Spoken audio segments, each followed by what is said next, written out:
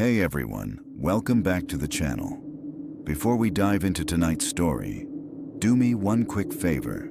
Hit that subscribe button if you haven't already, and turn on notifications so you never miss one of these late night horrors. And let me know in the comments, where are you watching from tonight? Your city, your state, your country. I love seeing how far these stories travel. My name's not the part you need to remember. What matters is what happened inside Yorktown Memorial Hospital. A place Texans whisper about like it's a storm they've seen on the horizon, but hope never reaches their doorstep. I started my first shift on a Monday morning, the kind of morning where the sky looks swollen with rain but refuses to let anything fall. The air was thick, humid enough that my scrubs clung to my back by the time I crossed the parking lot. But the hospital, that building, stood there like a concrete corpse, cold, colorless, and older than it had any right to be. Most hospitals have some kind of welcome noise, a door buzz, an intercom beep, the distant roll of a gurney. Not Yorktown. The moment I pulled the front doors open, they groaned like something inside didn't want them disturbed. And when I stepped through, the air changed. It hit me instantly. Not rot, not disinfectant, not even that old hospital mildew you expect from neglected wings. No, it smelled like wet stone, like a church basement after a storm, like old prayers left hanging in the air with no one alive to finish them. A cold moved through my sleeves, brushing my skin in a way that made me rub my arms before I even realized I was doing it. I remember saying out loud, just to break the silence, "Feels colder inside than out." A voice answered from the shadows near the nurse's station. "That's because it is." I turned and saw her, Nurse Del Castillo. Gray hair twisted tight into a bun, dark circles beneath her eyes like she hadn't slept a full night in 20 years. Uniform crisp, but somehow tired. The kind of tired that lives in your bones. She didn't walk toward me so much as arrive, like she had already been standing everywhere at once. "You're the new night nurse, right?" Her voice was steady, but there was something under it. Something like warning. Something like regret. I nodded. "Yes, ma'am." "Good." She didn't smile, didn't blink, didn't welcome me. Instead, she reached into the side pocket of her scrub jacket and pulled out a laminated sheet. Edges frayed, corners bent, ink a harsh blood red. She held it out the way someone hands off a contaminated sample. I thought it was orientation paperwork. It wasn't. "These are the rules," she said. "Read them, believe them, follow them." I glanced down and scanned the list. 7 short sentences, simple enough that my first instinct was to laugh. I didn't laugh, of course, but the thought crossed my mind. Rule 1, Rule 2, Rule 3. They looked like the kind of ghost tour nonsense someone prints for tourists during Halloween. Stuff about hallways you shouldn't walk alone, doors you never close, patients who aren't signed in but must never be spoken to. "Is this a tradition?" I asked. "Some kind of rookie hazing?" Del Castillo didn't move, didn't twitch, didn't breathe. "This place is not like the others," she said softly. "Treat it the way you treat a living patient, with awareness, with respect, and with fear when necessary." I tried to meet her eyes. She looked through me instead. Not at me, through me. "I've worked nights before," I said, trying to lighten the mood. "I'm used to weird." "No," she cut in, voice sharp. "Not this kind of weird." She took a slow step closer, and I swear the air dropped another 10 degrees. "You need to hear something before you start," she said. "Everyone who forgets the rules disappears from the schedule first." I blinked. "What do you mean? Quit?" "Some quit." She paused, her jaw tightening. "Some are removed." I didn't know what that meant, and something about the way she said removed told me not to ask. She leaned in a little, close enough that I could smell peppermint on her breath. Something soothing buried in something deeply unsettled. "You survived nursing school. You survived clinicals. But this wing..." She looked down the dim hallway, where the lights flickered like they were breathing. This wing is older than the rest of the building. It remembers things, and it doesn't like newcomers. I swallowed, suddenly aware of how silent everything was. No footsteps, no echo, no chatter from a nurse's station. No sound of machines, wheelchairs, nothing. "Where's everybody else?" I asked. "Day shift left early," she said. "Why?" She didn't answer, just pointed to the paper. "Keep that in your pocket. Keep it with you at all times. Don't memorize it. Read it every night before you start your rounds. This hospital changes things. Sometimes the rules change too." I tried to smile again, even though my mouth was dry.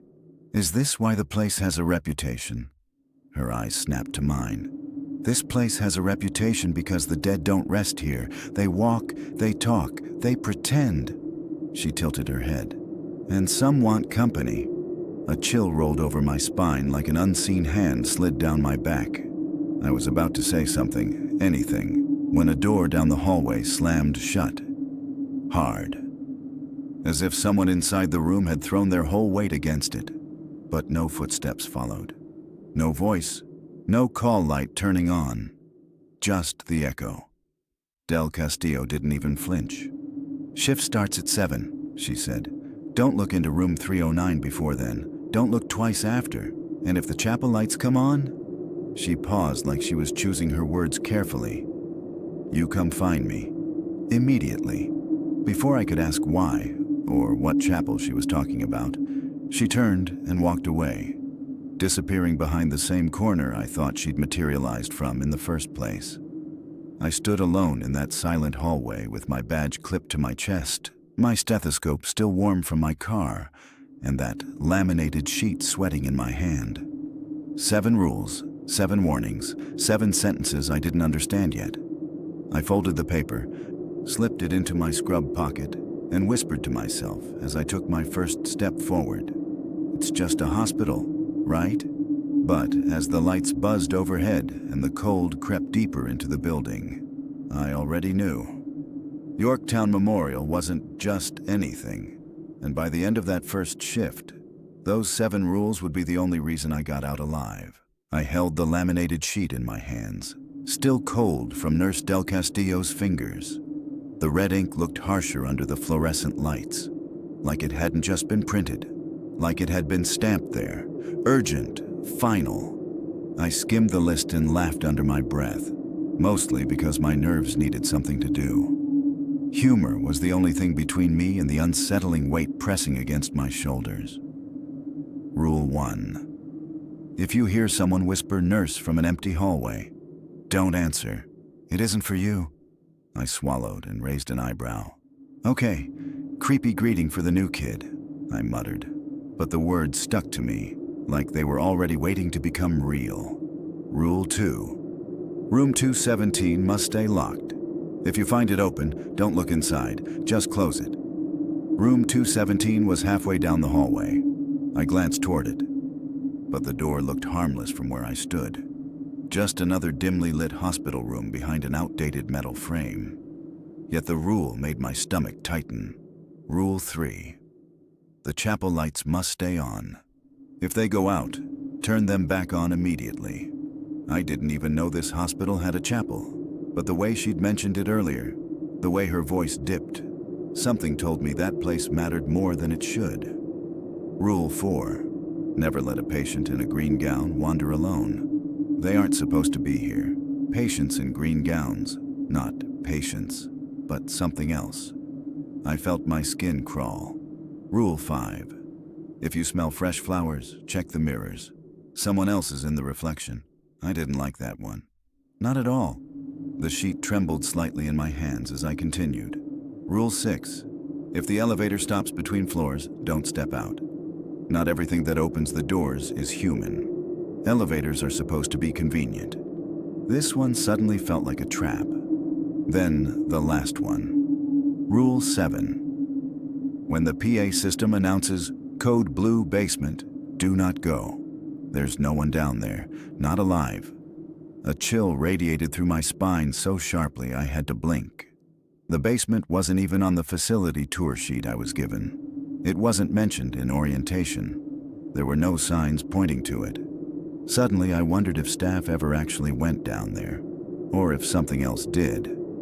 I looked up at Del Castillo, trying to keep my voice steady. "Is this a joke?" Her reaction told me everything. Her eyelids lowered, her lips pressed together. Her voice, when it came, wasn't stern or condescending. It was tired, grieving, like someone telling a family their loved one didn't make it. "I wish it was." She took a breath. "Follow them or you won't last a week." I held the paper, and for the first time I noticed the faintest smudge on the bottom corner, like fingerprints that had pressed into it too hard. Like maybe someone had grabbed this list in panic. Del Castillo took a step closer. "Look, Yorktown isn't like other hospitals. What you see isn't all that's here." "Meaning what, exactly?" I asked. She opened her mouth, then closed it again. She wasn't hiding something. She was protecting me from something. "You'll understand when it happens," she said. "And it will happen." Before I could ask more, the overhead lights flickered. Not violently, just a soft dip. A momentary exhale. But the way Del Castillo's jaw tensed told me even the small things mattered in this place. She touched my shoulder. "The rules aren't for tradition," she whispered. "They're for survival. And they're not suggestions." Then she walked away. Her footsteps were quiet, too quiet, swallowed by the hallway before they should have faded. I stood there alone, surrounded by stale light, stale air, and a silence that felt like it was listening to me. I read the list again, slower this time, my heart thudding just a little harder with each line. When I finally folded it and slipped it into my pocket, I realized something. I didn't laugh anymore, because the moment I accepted that list, a part of me knew I wasn't just clocking into a hospital. I was stepping into something old, something watching, something that had rules for a reason. And Yorktown Memorial had just begun to introduce itself. My second hour on shift, I was doing something simple, something normal, stocking linens in the East Wing. It should have been the most uneventful part of the night. Quiet hallways, half-lit corners, a faint hum from the vents. Nothing out of place. But Yorktown Memorial has a way of making even routine tasks feel like you're trespassing somewhere you shouldn't be. I had a stack of folded sheets in my arms when I heard it. Soft, raspy, right behind my left ear. "Nurse." I froze mid-step, the kind of freeze where your whole body locks up before your mind catches up.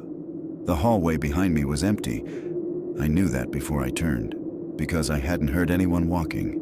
No footsteps, no wheels rolling, nothing. But I still turned my head a tiny bit, just enough to feel the air shift against my cheek. No one. Just the silent stretch of the East Wing, lights buzzing faintly, tile floor polished so clean it almost reflected the ceiling. For a split second, habit kicked in. Your name gets called, you answer. That's Nursing 101. I almost said it. "Yes?" But the word didn't make it out, because Rule 1 lit up in my mind like a flare. If you hear someone whisper, "Nurse," from an empty hallway, don't answer. It isn't for you. My lips closed so fast I bit my own tongue. A cold prickle ran down my arms. I kept walking, clutching the sheets tighter, pretending I hadn't heard anything. My footsteps sounded too loud, almost disrespectful in the stillness. Then it happened again. "Nurse." But this time the voice wasn't behind me. It was ahead of me. Low to the ground, like someone crouched right by my shoes. I stopped breathing. Something wasn't right. The air felt heavier, thicker, like I'd walked into a pocket of pressure. The kind hospitals get during storms. Except outside, the weather was calm. Too calm. I forced myself forward, each step measured, controlled. I didn't want whatever it was to think I was running. Running feels like prey. I was halfway down the hallway when the whisper started moving. Not approaching, drifting, sliding, shifting positions without footsteps to match. "Nurse! Nurse! Nurse!" It circled me, but nothing touched me, and that somehow made it worse. The pacing sound was soft, like bare feet sliding across waxed tiles, but the rhythm was wrong, uneven, dragging, like someone was being pulled forward instead of walking on their own. I kept my eyes straight ahead. I didn't dare look back. It felt like if I turned, I'd see something kneeling inches from my face. The vents overhead sputtered once, a quick drop in airflow, and the temperature plummeted so sharply my fingers went numb around the linens. I whispered to myself, "Don't respond, don't respond, don't respond." A tremor crept up my spine, gentle at first, then stronger. My heartbeat echoed in my ears. The hallway seemed longer than it had a minute earlier, like the building was stretching itself. The whisper faded for a moment, and then a breath. Warm, right against the back of my neck. "Nurse." Every hair on my body stood up. I didn't think, I didn't look, I didn't breathe. I walked. Then I walked faster. Then I hurried, hugging the sheets against my chest like they could protect me from something I wasn't supposed to see. When I reached the supply room, I shoved the door open and slammed it shut behind me, the echo shaking the shelves inside. I dropped the linens onto the counter and slid down the wall until I hit the floor. My hands were trembling. I pressed my back to the cabinet and pulled my knees close, trying to listen, trying to make sense of the muffled sounds outside the door. Nothing. No dragging footsteps, no breathing, no whispering, just silence, thick and heavy, like the hospital was holding its breath. I stared at the bottom of the door, expecting to see a shadow slide underneath. A minute passed, then 2, then 3. Still nothing. But I couldn't forget what I'd just heard, because that whisper, it wasn't just a sound. It was directed, like someone knew exactly where I was, like they had been waiting for me. And what terrified me wasn't the whisper itself. It was the realization that whatever said my title didn't want care, didn't want help, didn't want compassion. It wanted a response, a reaction. It wanted acknowledgement. And if I'd answered, God help me, I think it would have come closer. That was the moment I understood, truly understood, that the rules weren't folklore. They weren't some tradition the old nurses clung to. They weren't superstitions handed down out of boredom. They were warnings, real ones, survival ones. I sat there on the floor until my breathing steadied again, repeating Rule 1 over and over in my head like a prayer. Don't answer, don't answer, don't answer. And from that moment on, I stopped thinking of Yorktown Memorial as a hospital. It felt more like a mouth, and I just heard it whisper back. Room 217 sat at the far end of the west corridor, a place most nurses avoided unless they had a damn good reason to pass by. The door wasn't like the others. While every other room had standard hospital metal frames, this one was different. Dark wood, old wood, real wood, which made no sense in a building this age. And nailed right into the center of it, hammered in so deep the wood splintered around it, was a metal crucifix. Heavy, tarnished, leaning slightly to the left like even it was tired of doing its job. When Del Castillo gave me the rules earlier, she paused the longest at Rule 2. She didn't explain it. She didn't justify it. She just said, if you ever see room 217 open, don't look inside. Just close it and walk away. I had nodded, thinking there was probably some bizarre history with a combative patient. Or maybe maintenance issues. Or maybe paranormal rumors to scare newbies. But at 3 a.m., when the hospital was dead quiet and night shift fatigue was starting to weigh down on me, I turned into the west corridor, and everything in my body went cold. Because room 217, the door with the crucifix, was cracked open by an inch. An inch.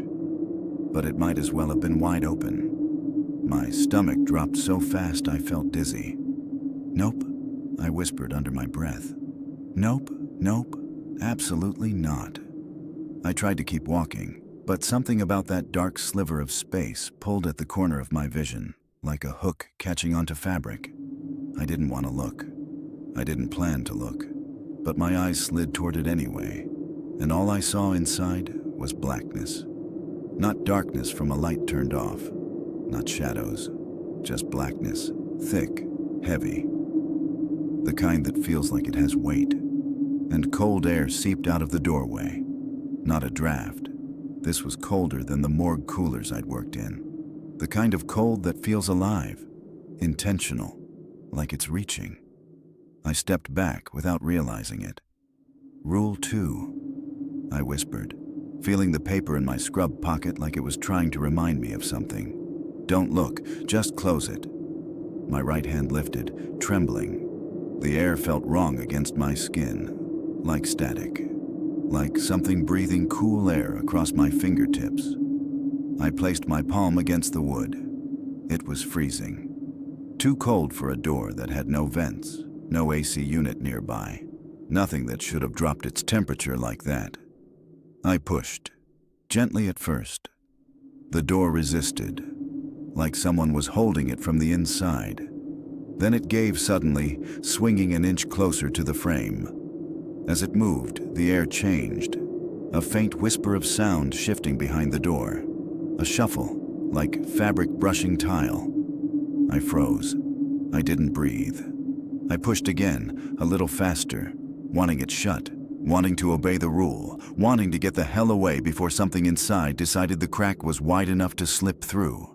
Halfway closed, 3/4, almost there. The latch was inches from clicking shut when something pressed softly against the door from the inside. Not enough to stop it, just enough to remind me there was weight on the other side. A presence. My heartbeat thudded against my ribs so loud I thought I'd hear it echo down the corridor. "Close it," I whispered. "Just close it, close it, close." And then the whisper came.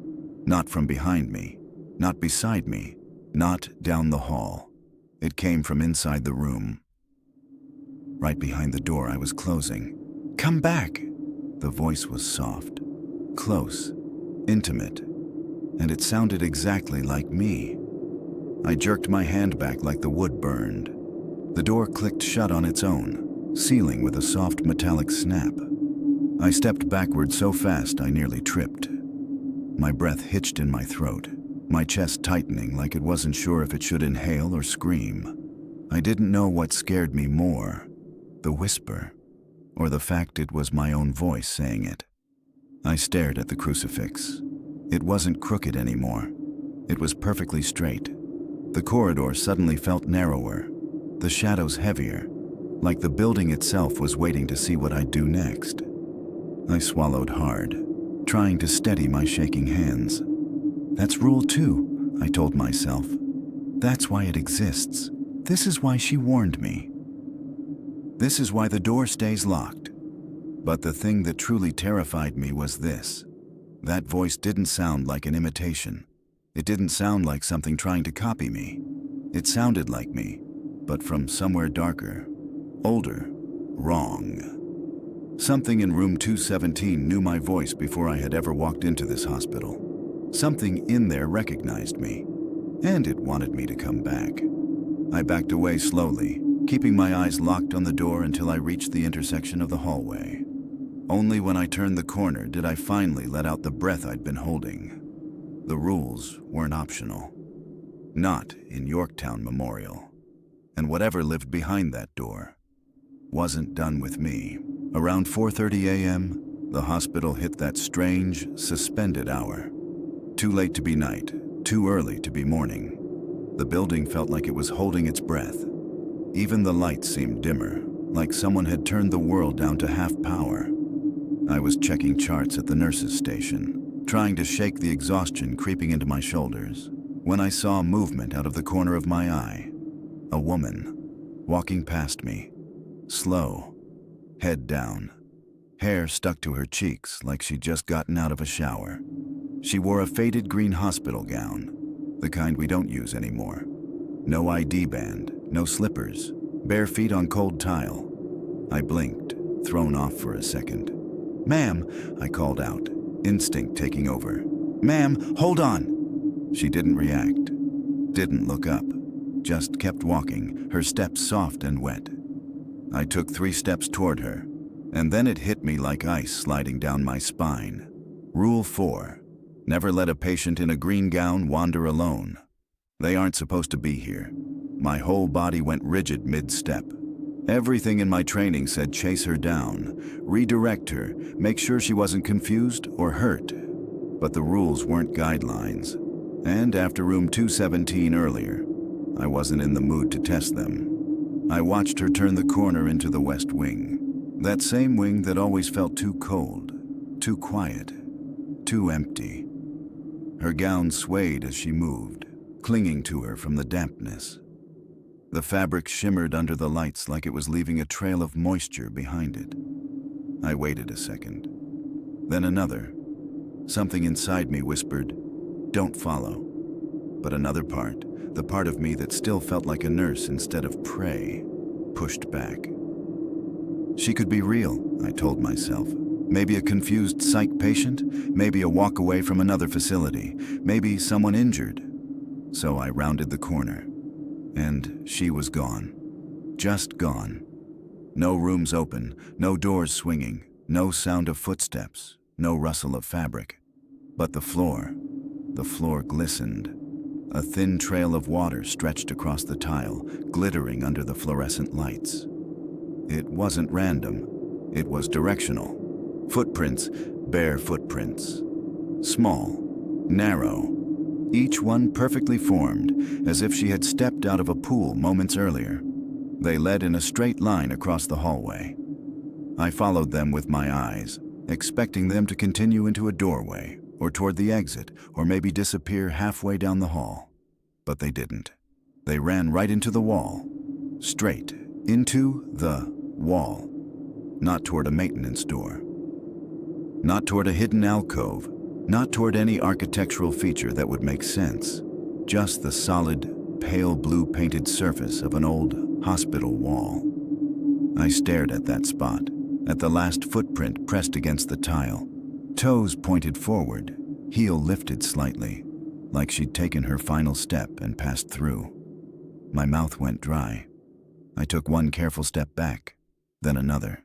The wall didn't shift, didn't creak, didn't move. But the air around it felt wrong, colder than the rest of the hallway, like standing next to an open freezer door. Something about the temperature drop made my eyes water. I whispered, barely audible, "This isn't happening." But it was. I kneeled down a little, squinting, checking the floor. The water was real. I touched it with my gloved hand, freezing cold, almost painful, like touching ice melt. My breath hitched. I checked the wall, dry, warm to the touch, completely normal, like nothing had happened. But those footprints, those dripping trails, there was no faking that. For a moment, I felt like something on the other side of the wall was listening. Like if I stayed too long, it might try to come back through. Or worse, pull me in. I straightened up slowly, my chest tight, my hands shaking so badly I had to clench them at my sides. What shook me the most wasn't that she'd disappeared, or that the footprints led to nowhere. It was the way she moved. Head down, quiet, obedient, like someone who'd been walking those halls long before I arrived, and long after she should have stopped. I backed away step by step until I reached the nurse's station again. Only then did I let myself breathe. Rule 4 wasn't about protecting the patient. It was about protecting me, because green gowns weren't issued anymore. No one wore them. No one alive, anyway. I stared down the hallway one last time, and something deep in my gut whispered the truth I didn't want to accept. Not every patient needs saving. Some of them aren't here to be saved. Some are here to see who's paying attention. And that night, she chose me. The old ER bay hadn't been used in years. Most of the equipment had been stripped out. The walls chipped from water damage. The overhead lights dimmer than the rest of the hospital. But night shift nurses still kept supplies in there, so every now and then someone had to walk in and grab things. Lucky me. That someone was me. I pushed open the double doors, expecting the usual mix of stale disinfectant and old drywall. Instead, the scent hit me so hard I stopped in the doorway. Lilies, fresh, strong, sweet in a suffocating way, the kind of sweetness that fills funeral homes, not hospitals. It made my eyes sting. I blinked rapidly, my brain trying to catch up. There were no flowers, no vases, no delivery cart, nothing. Just dust, silence, and the metallic skeletons of abandoned equipment. That's when Rule 5 crawled up my spine like a hand gripping the back of my neck. If you smell fresh flowers, check the mirrors. Someone else is in the reflection. My heart started pounding so loudly it drowned out the hum of the overhead lights. I swallowed hard. There were no mirrors in the bay. But the crash cart was still there. Old, chrome, polished enough to give a distorted reflection. I didn't want to look. Every nerve in my body said don't. But the scent grew stronger, so strong I almost gagged. Lilies, white lilies, too fresh, too close. My chest tightened, my hands shook. I reached for the crash cart with 2 fingers, barely touching the metal. It was cold, colder than it should have been, like it had been sitting outside in winter air, not in a Texas hospital. Slowly, very slowly, I turned it so the chrome panel faced me. And there I was, my reflection. Only my reflection wasn't alone. A second face leaned over my shoulder. Not behind me. I would have felt that. Not beside me. I would have heard that. It was in the reflection, inches from my own face. A woman. Soft features, pale skin, cheeks hollow, like something had scooped them out. Eyes sunken so deep the sockets looked bruised. Black veins trailed from her jawline down her neck like roots searching for soil. She stared at me with an expression too calm to be human. Then she smiled. It wasn't a warm smile. It wasn't a sad one. It was a curious smile, like she was studying me, deciding whether I was worth the trouble. My breath seized, the floor tilted, my ears filled with rushing blood. I spun around so fast I almost fell. Nobody there, just empty space, no footsteps, no movement, no shadow.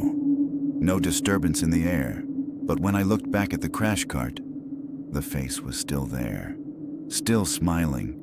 Only now the smile had changed, wider, pulled unnaturally to the sides, too wide. And the teeth, God, the teeth, not normal, not human. They were tiny, too tiny, hundreds of them, packed together like grains of rice glued into a grin. Some pointing inward, some outward, some stacked on top of each other like rows of jagged bone. I gasped and stumbled backward so hard I knocked into an overturned stool. The face leaned closer in the reflection, its cheek flattening against the chrome surface, its smile stretching like someone pulling taffy. The veins in its neck throbbed with black liquid, pulsing like ink inside broken glass. Then it whispered. Its mouth didn't move in the room, only in the reflection. Look at me. The voice wasn't mine, wasn't human. It sounded wet, like someone speaking with a mouth full of water. My hands flew up instinctively, trying to block out the sight, but it didn't help. The reflection warped around my fingertips, her face stretching through the distortion like she was pressing forward. That was it. That broke me. I shoved the cart with all the strength I had. It shot backward, wheels shrieking across the tile until it crashed into the wall hard enough to shake dust loose from the ceiling. The metal clanged, the lights flickered, and the face vanished. The smell of lilies faded instantly, like someone had sucked the air out of the room. I stood frozen, breathing in short, sharp bursts. My pulse racing so fast it felt like it was rattling my ribs. My eyes stayed locked on the crash cart, even though it lay motionless against the wall. I didn't dare walk closer. Not yet. Not after what I saw. All I could think was, Rule 5 wasn't a metaphor. It wasn't superstition. It wasn't to spook new nurses. It was a warning. Because sometimes, in Yorktown Memorial, the only place the dead show themselves is in the reflection. And that night, one of them decided to smile at me. By 5 a.m., I was exhausted in that way only night shift nurses understand. The kind of tired that makes your bones feel hollow. The unit had quieted down, vitals were stable, and all I had to do was take the vitals cart downstairs for charging. Normally, I'd take the stairs, but after the whisper in the east wing, after room 217, after the woman in the green gown, my legs didn't trust the shadows enough for a full flight, so I took the elevator. Worst decision of my life. The doors slid open with a sluggish groan, like the machine itself didn't want to wake up. I rolled the vitals cart inside and hit the button for the ground floor. The fluorescent bulbs overhead flickered weakly before humming back to life. The elevator lurched once, then began its descent. I leaned against the rail, exhaling just a bit of the tension that had been living in my shoulders all night. For a moment, just a split, fragile moment, it felt like the building was finally letting me breathe. Then halfway between the first and second floors, the elevator shuddered. Hard. The lights dimmed, sputtered, flickered again, then switched from harsh hospital white to a dark red glow, like emergency lighting had kicked in. But there was no alarm, no announcement, nothing, just that suffocating red. My heart kicked into third gear. I pressed the door open button on instinct, even though I knew better, even though the memory of Rule 6 started burning its way up from the back of my mind. If the elevator stops between floors, don't step out. Not everything that opens the doors is human. Before I could react, a soft ding sounded, cheerful, calm, completely out of place, and the doors slid open. But instead of a hallway, instead of a floor, there was nothing. Just pitch black space, not dark, not dim, not even shadowy, black, like the elevator had opened into a void. No walls, no ceiling, no floor. Just an impossible, swallowing emptiness. My breath caught in my throat. I thought maybe the lights had gone out in the corridor. That was my first thought. The human thought. The comforting lie. But the longer I stared, the faster that thought unraveled. Because even in a blackout, you can still see shapes, outlines, something. This had nothing. Then I heard it. Breathing. Slow, heavy, wet. A dragging inhale that rattled like something filling lungs that hadn't been used in years. Then a gurgling exhale, thick and bubbling, like fluid shifting inside a broken chest. Every hair on my arm stood straight. I stepped back, gripping the vitals cart so tightly the metal dug into my palms. The breathing grew louder, closer, coming from the darkness directly ahead. Then, out of that void, a hand emerged. A hand that wasn't right. Long fingers, knuckles that bent too sharply, skin gray and waxy, like it had been soaked in cold water for hours. And the nails, God, the nails were black, not painted, dead black, thick and ridged like animal claws. It slid across the door frame with a slow, deliberate scrape. And the sound of it. It wasn't like nails on metal. It wasn't like skin dragging across steel. It sounded like bone scraping metal. I felt my bladder tighten, my vision blurred. My heartbeat thundered in my ears. I didn't think, didn't hesitate. I slammed the closed door button with my entire palm. Again and again and again. So hard my finger went numb and my wrist pulsed with pain. Close, close, close! The door shivered but didn't move at first. The hand clenched the frame, fingers tightening as if it were preparing to pull itself inside. A low moan bubbled out of the dark. Not human, not alive, not anything that should have known my name. Just as the hand began to pull forward, the doors jerked, then shut. The metal frame sealed with a slam, catching the final scrape of that gray hand sliding away. Then the elevator dropped. Only a few inches, a sudden, violent drop that sent my stomach into my throat, like something had been holding the car and just let go. I screamed before I even realized it. The emergency light flickered. The red glow pulsed. The elevator jerked once more, and then it moved normally. Like nothing had happened. No alarms, no malfunction warnings, no emergency stop. Just the soft hum of machinery working perfectly fine. I pressed myself into the corner, legs shaking so badly I thought they might buckle. I covered my mouth with both hands to stifle the sob that finally broke through. By the time the doors slid open onto the ground floor, I had tears running down my face, and I didn't care.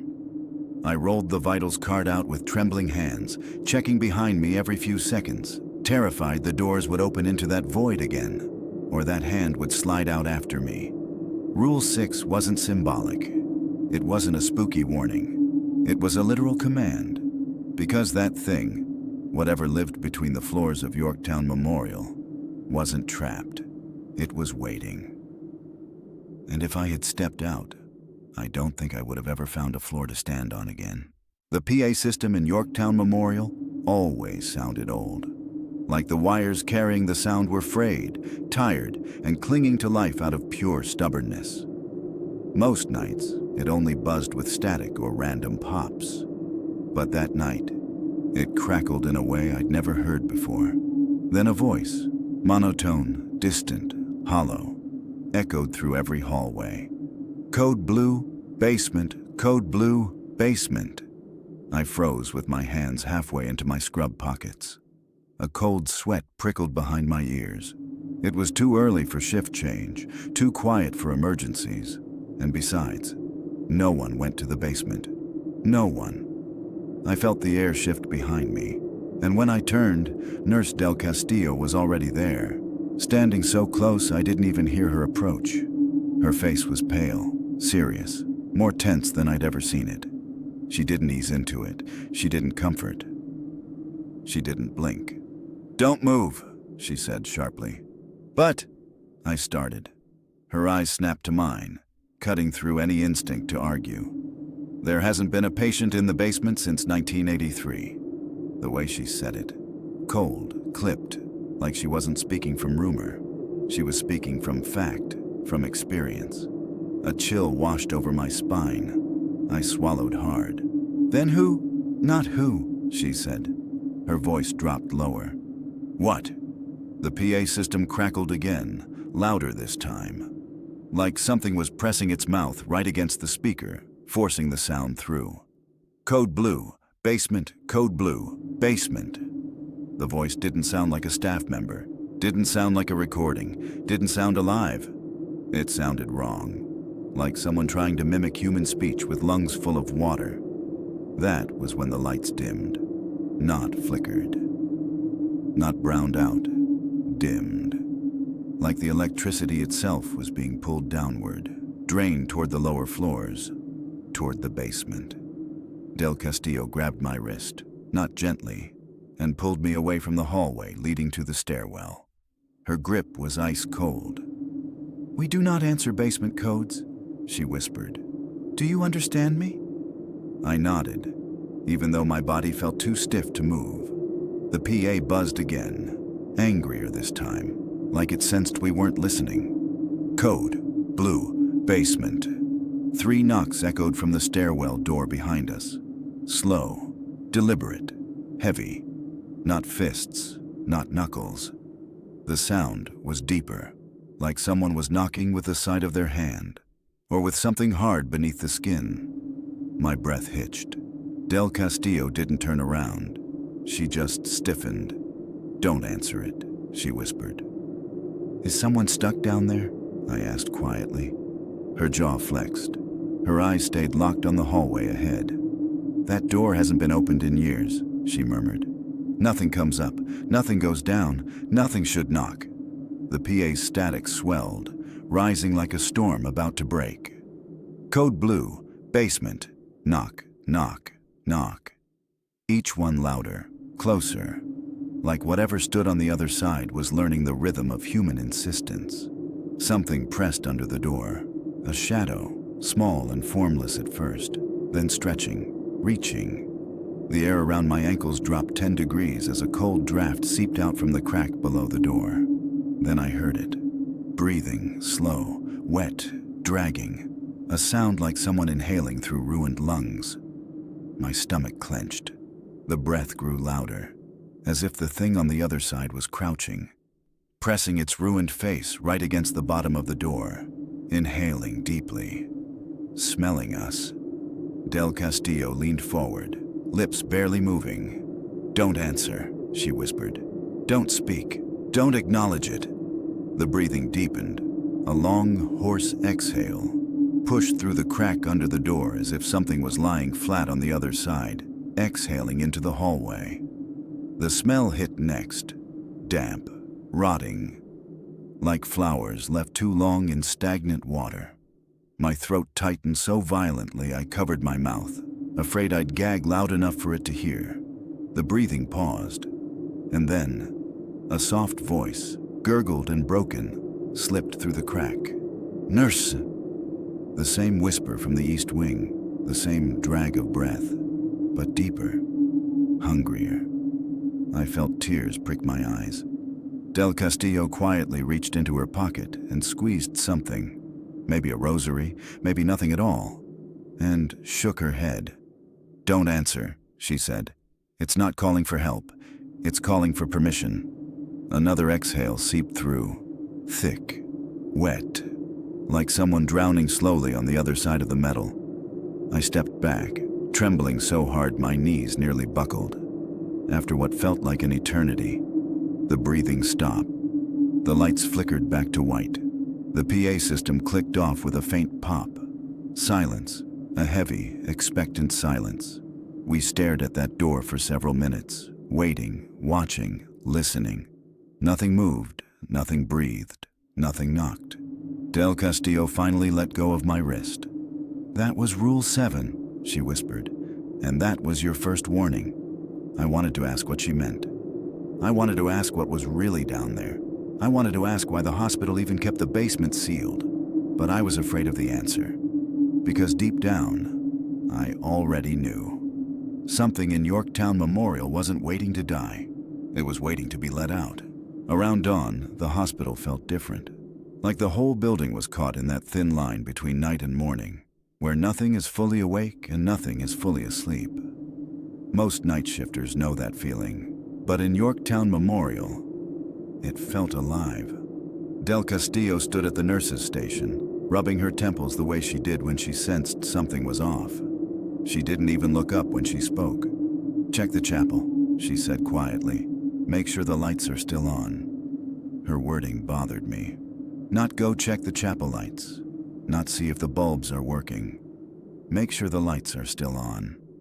Still, like she expected them to go out at some point. I grabbed my flashlight and headed down the east corridor. The closer I got, the stronger the smell of old wood and dust became. The chapel sat in a forgotten corner of the hospital, untouched, unrenovated, and too quiet even for dawn. When I reached the doorway, something felt wrong immediately. The stained glass windows glowed with that soft reddish hue you get right before sunrise. But the overhead bulbs, the ones Del Castillo was so worried about, were dark. I swallowed hard. Rule 3. The chapel lights must stay on. If they go out, turn them back on immediately. There was something unnerving about needing to maintain the light, like it wasn't just for illumination, like it was holding something back. I pushed the chapel door open. It groaned like it hadn't been moved in weeks, even though I knew it had been opened the night before. The sound echoed across the pews, bouncing around the dark room like it was waking something up. Inside, the air smelled of mold and old hymnals, that damp, stale scent that clings to wood after decades of decay. The pews sat in long, neat rows, but every so often one creaked softly, by itself, like someone unseen was shifting their weight. I stepped in slowly, gripping my flashlight. My voice barely made it past my throat. "Okay, just turn the lights on. That's it." The altar stood at the front, dusty, old, but strangely intact. Someone had left rosary beads draped over one of the candle stands, but the candles themselves were unlit. Cold. I walked along the left aisle, my shoes tapping quietly on the floor, though the sound felt swallowed, as if the room absorbed every noise before it reached the air. I reached the wall switch, took a breath, and flipped it. The lights flickered, once, like they were struggling to wake up. Then went out completely.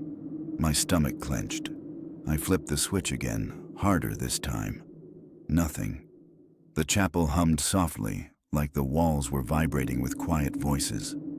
I raised the flashlight, sweeping it across the front pews, the altar, the old cross hanging crooked against the wall. Everything looked still.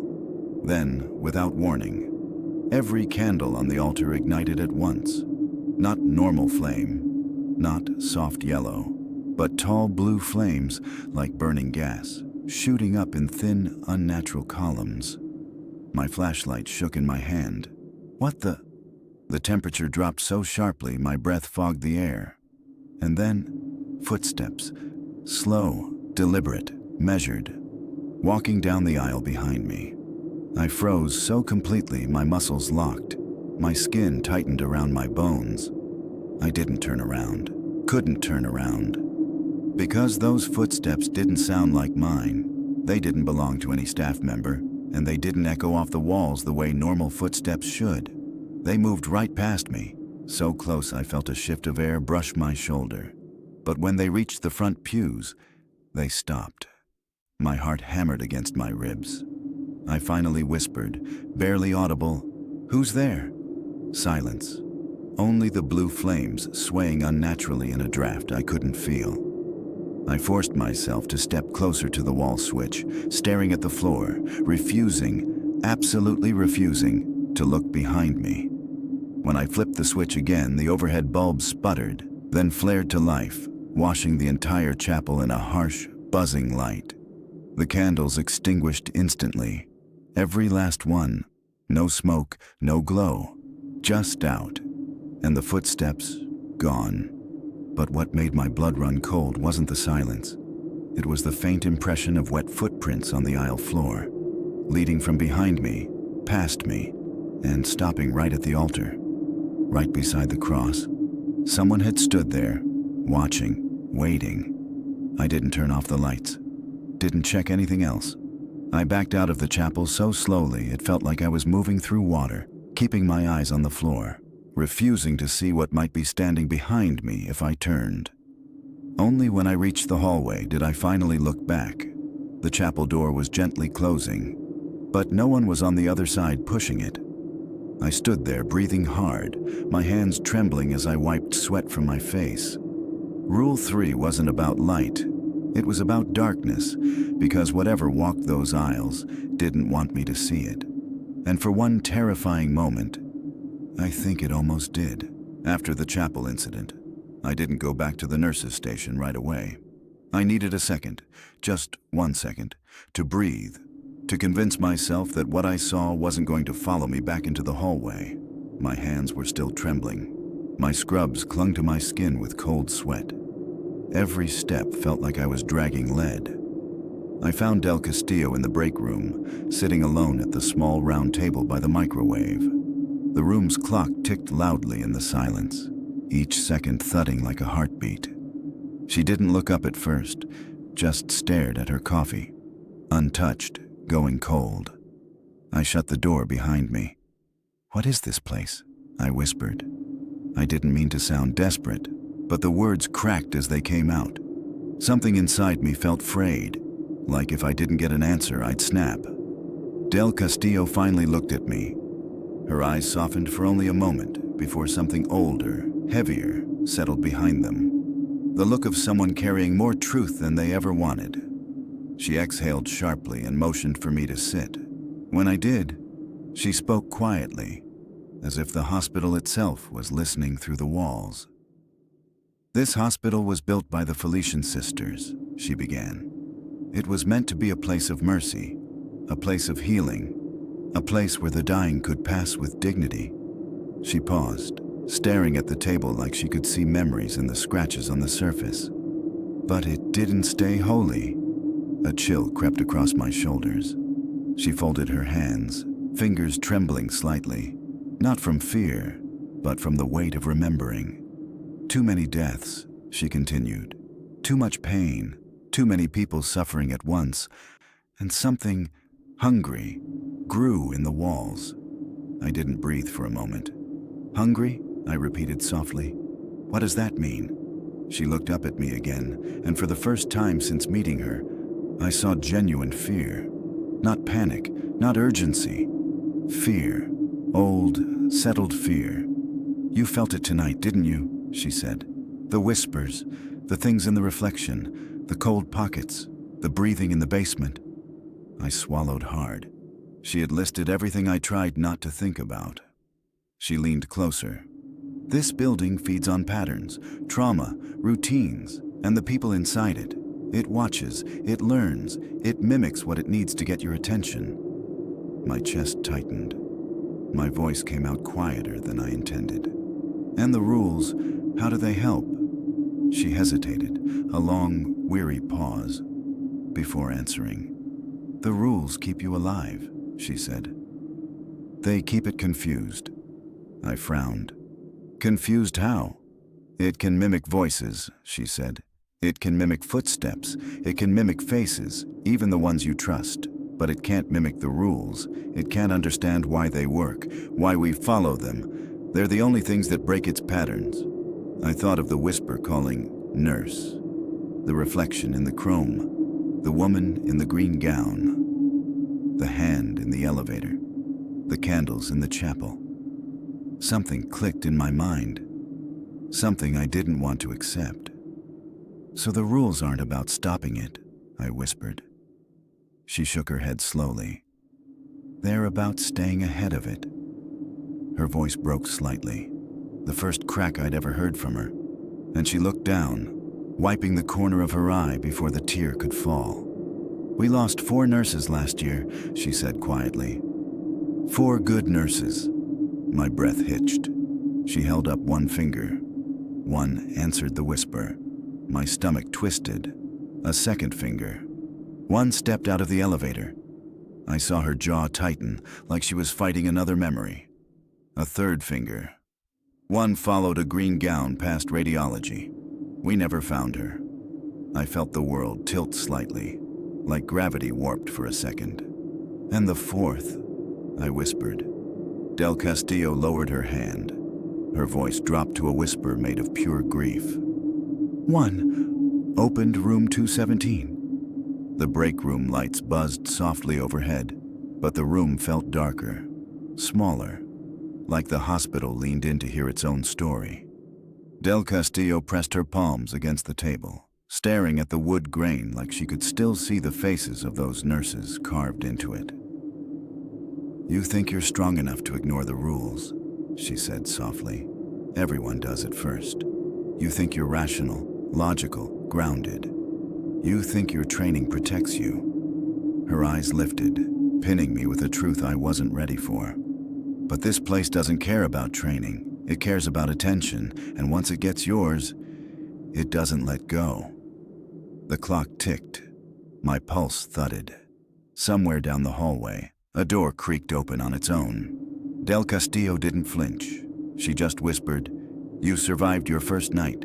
Many don't. But this place isn't done with you." Her voice trembled on the last word. Not yet. The sun finally rose. That soft orange glow creeping through the blinds like a reminder that the world outside Yorktown Memorial still existed. Normal, warm, alive.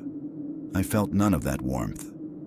My hands were cold, my mind was foggy, and my body felt like it had aged 10 years in one night.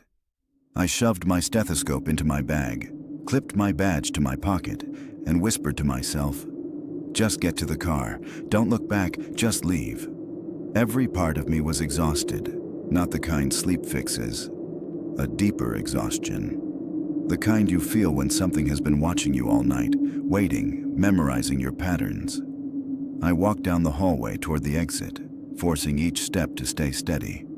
But when I reached the east wing, the same wing where the whisper first found me earlier that night, Everything in me tightened. The air felt wrong. Still, too still, like the hospital was holding its breath again. I sped up, telling myself I was imagining it, that the night was messing with me, that my brain was still in survival mode. Then I heard it. "Nurse!" A soft whisper drifting from behind me, higher pitched than before, smaller. "Nurse!" I froze mid-step. This voice wasn't like the others. It sounded like a child. Soft, innocent, tired, begging. My breath caught in my throat. I turned my head slowly, afraid of what I'd see. But the hallway was empty. Completely empty. The kind of empty that makes you feel like you've already missed the moment you were supposed to run. The whisper came again. "Help me, nurse." My chest tightened. Something in that voice tugged at instinct. The instinct to help, to protect, to respond. That's what made it dangerous. Because it wasn't calling for care. It was calling for acknowledgement. Rule 1 whispered across my mind like a warning label.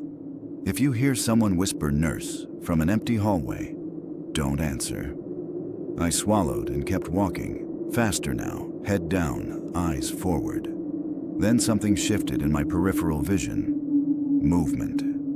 I turned, slowly, toward the large hallway mirror bolted to the wall. It was there for safety, so staff could see down intersecting corridors. Normally, I barely noticed it, but now, a hand, tiny and pale, pressed against the inside of the glass. Not the surface. Inside. A small palm smeared across the reflective surface from the wrong side, leaving a foggy print behind it. The fingers were slender, cold blue, nails slightly discolored. I stopped breathing. Then another tiny hand appeared, pressed, dragged downward. Then another, and another, and another. Within seconds, the entire inside of the mirror was covered with small hands. Dozens of them, pushing, clawing, smearing the glass from behind the reflection like a swarm of children trapped under ice. My back slammed against the opposite wall. I couldn't move, couldn't blink. My brain couldn't keep up with what my eyes were seeing. The whispering grew louder. Not one voice now, many, layered, crying softly. "Nurse, help, cold, nurse, nurse." The mirror trembled, a subtle rattle at first, then harder, violent. The frame shook against the drywall as if something behind it was pounding to get out. Every instinct screamed at me to run, but my legs wouldn't move. The glass bowed outward, bending in the middle without shattering, bulging like something pressing its whole weight against it. I squeezed my eyes shut.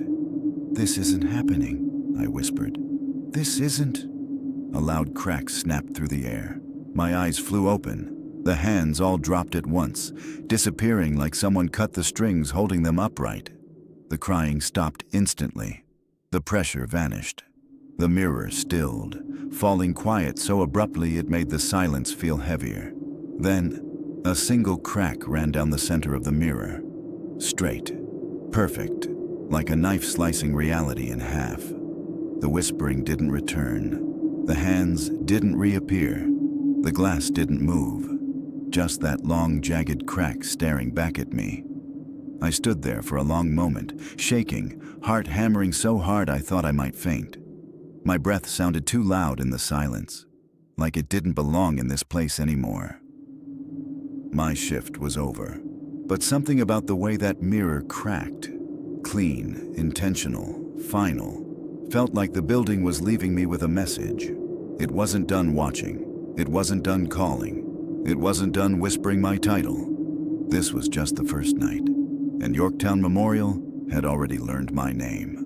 By the time I reached the lobby, every nerve in my body felt frayed. The sunlight spilling through the front windows should have felt comforting, warm, normal, human. But instead, it felt like a spotlight shining on someone who had barely escaped something with teeth. All I wanted was to get outside, to breathe air that didn't feel borrowed, to walk somewhere the walls didn't listen. I adjusted my bag on my shoulder and forced myself toward the exit. I was maybe 10 steps away from the door when the PA system crackled. No, not crackled. Coughed, like someone clearing their throat. Then a voice came through that made my blood run cold. Code blue, basement. I stopped. Not because of the words, but because the voice wasn't the one from before. It was mine. My exact voice. My pitch. My breathiness. My cadence. It repeated, even clearer this time, almost sing-song, code blue, basement, code blue, basement. Hearing yourself call from somewhere else, that does something to the human brain. It breaks some instinct we rely on to feel sane. My heartbeat stumbled, and then, as if the hospital knew I was frozen, the stairwell door on the right side of the lobby creaked open, by itself. A long, slow, dragging sound. Metal hinges groaning under strain, like something was pushing it from the other side with deliberate pressure. Past the doorway was pitch black. Not dim, not shadowed, pitch black, like the darkness under the elevator, like the void I'd seen earlier that night. My throat tightened. I tried to step back, but my feet felt glued to the floor. Then something reached out. A hand. Almost human. Almost mine. But wrong. The fingers were too long. The joints bent slightly backward. The skin was too pale, too thin, stretched like paper over bone. And the nails, short, stripped, cracked, looked like they had been clawing at something for a very, very long time. That hand curled its index finger at me, beckoning, inviting, like a child calling a parent closer. I heard my own voice again through the PA system, playful now, almost taunting. Basement, nurse, come to the basement. My breath trembled. Every instinct in me screamed to run, but nurses respond to calls. It's what we do. It's built into us. We hear someone call for help. We move. And that's exactly why this thing mimicked me. It knew what would get my attention. It knew how to make me doubt myself, how to pull at my reflexes, how to make me think maybe, just maybe, someone needed help. I whispered to myself, barely audible, but enough to break the spell. Rule 7, don't go. The hand twitched, annoyed, impatient.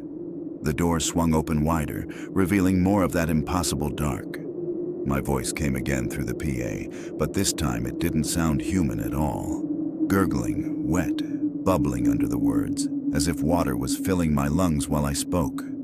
Basement, nurse. Come down. That snapped whatever courage I had left. I turned, and I ran. Not walked, not speed walked. I ran. Behind me, something slammed into the stairwell door so hard the frame shook. The sound echoed through the whole lobby like thunder trapped in metal. I didn't look back. I didn't breathe. I didn't think.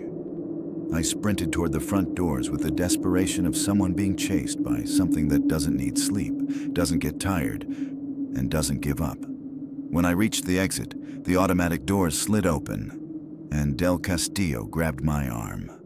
She was panting, her face pale, her eyes wild.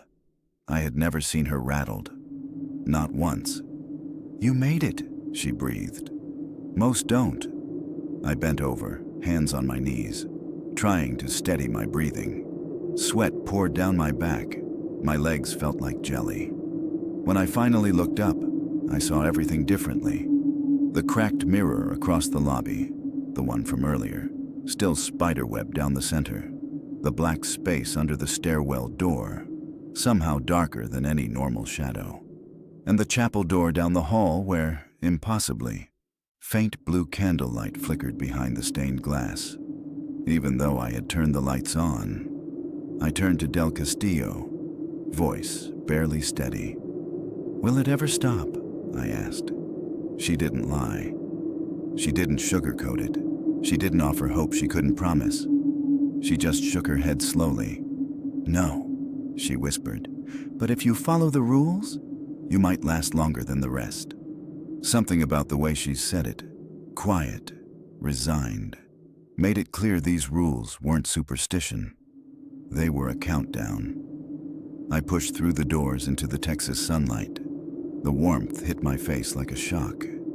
I stood there trembling, letting the daylight wrap around me, grounding myself, reminding myself I was still alive.